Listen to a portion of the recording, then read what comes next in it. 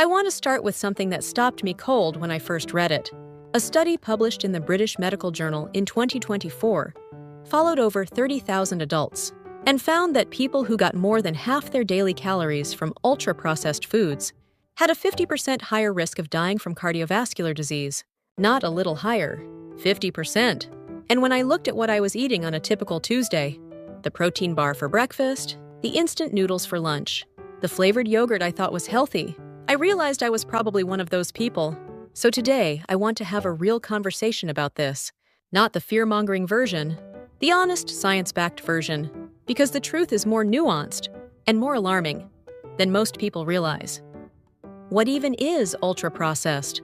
Let's start with what we're actually talking about, because I think a lot of people hear processed food and think chips and soda.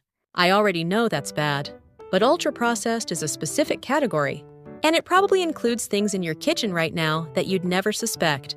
The classification system researchers use is called NOVA, developed by epidemiologist Carlos Monteiro at the University of São Paulo. Ultra-processed foods, NOVA Group 4, are industrial formulations containing ingredients you would never find in a home kitchen. Emulsifiers, flavor enhancers, hydrolyzed proteins, artificial colors, preservatives engineered to make products hyper-palatable and shelf-stable for months or years. We're talking packaged breads, flavored cereals, instant soups, sodas, energy drinks, chicken nuggets, and yes, things marketed as healthy, like many protein bars, flavored oat milks, and low-fat yogurts with added fruit compote. Here's where it gets alarming. A 2021 study in PLOS Medicine analyzed 19 European countries and found ultra-processed foods make up between 25 and 60% of daily calories depending on the country. In the United States, research from Population Health Metrics puts that figure at 57 to 60%. The majority of what people eat in much of the world is not really food in the traditional sense. It is an engineered product. What the science actually says. In 2019, the National Institutes of Health ran the first randomized, controlled trial on ultra-processed consumption. Researcher Kevin Hall's team gave 20 adults an ultra-processed diet for 2 weeks, then switched them to a minimally processed diet, with all meals matched for sugar, fat, fiber, and total calories offered. On the ultra-processed diet, people spontaneously ate around 500 more calories per day without realizing it. They ate faster, felt less satisfied despite consuming more, and gained on average nearly a kilogram over 2 weeks. On the minimally processed diet, they naturally ate less and lost weight. That tells us something critical. It's not just about nutrients. Something about the structure, texture, and additives in these foods disrupts our body's natural hunger regulation system. Then there's the gut microbiome research. A 2022 study in Cell showed that common emulsifiers found in packaged breads and ice creams, things like carboxymethylcellulose and polysorbate 80, directly disrupted the gut microbiome and increased intestinal inflammation markers. The gut microbiome is increasingly understood to be central to immune function, mental health, and metabolic regulation.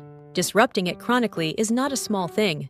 And on cancer, a 2023 study in eClinical Medicine, drawing on over 197,000 people in the UK, Biobank found higher ultra-processed food consumption associated with greater risk of developing and dying from cancer overall, with particularly strong signals for ovarian and brain cancers. Observational, not definitive proof. But when you see consistent associations across dozens of independent studies involving millions of people on multiple continents, that pattern demands serious attention. Hey, if you're finding this useful, please hit the like button right now. It genuinely helps this reach more people who need to hear it. Okay, back to it. The addiction angle and why this isn't your fault. A 2023 study in the British Medical Journal found that roughly 14% of adults show behavioral patterns consistent with addiction. When it comes to ultra-processed foods, compulsive consumption, loss of control, continued eating despite knowing the consequences. That's higher than alcohol dependency rates in many countries. The mechanism is well understood. These foods are engineered, and I mean that word, literally to hit what the food industry calls the bliss point. Precise combinations of fat, sugar, and salt trigger dopamine release in ways that whole foods simply don't. Many artificial flavors are designed to bypass what's called sensory-specific satiety, meaning your brain never properly gets the signal to stop eating. So when people say just eat less junk food, it's simple. They're either unfamiliar with the neuroscience, or they've never had to fight a brain conditioned by years of hyper-palatable food signals. This is not about willpower.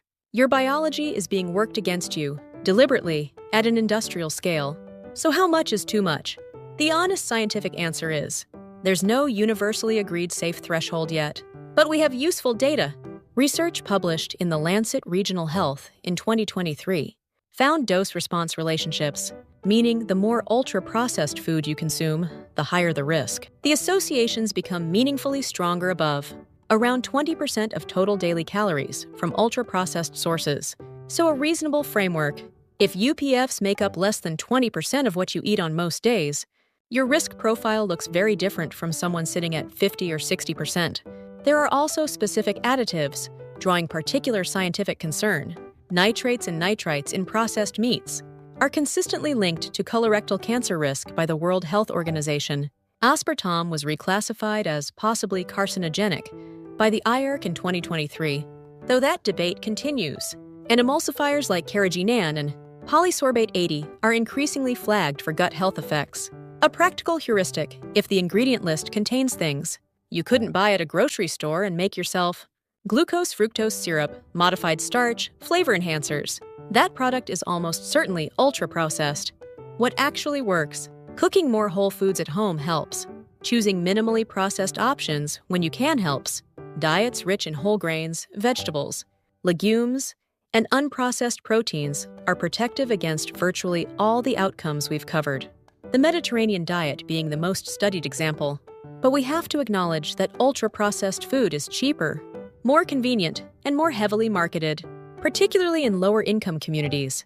A 2022 analysis in Nature Food found that the poorest households in the UK were both more exposed to UPF advertising and more dependent on these foods for basic caloric needs.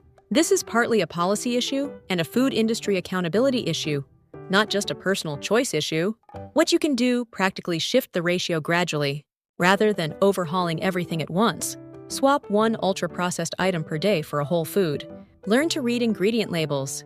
Be skeptical of health halos: low fat, high protein, natural flavors. These appear on heavily ultra-processed products constantly. I still eat ultra-processed food sometimes. Most of us do. That's the world we live in. But there's a real difference between eating these things occasionally and knowingly versus eating them as the majority of your diet. Because no one ever clearly explained what they are and what the research actually says. The evidence is now strong enough that everyone deserves to know it, not to feel guilty, not to be scared, but to make choices with real information rather than marketing copy. If this added something to how you think about food, please subscribe. I make content like this regularly, cutting through the noise on health topics that actually matter. Drop any questions in the comments. I read them, I respond when I can, and your questions genuinely shape what I cover next. Take care of yourselves. See you in the next one.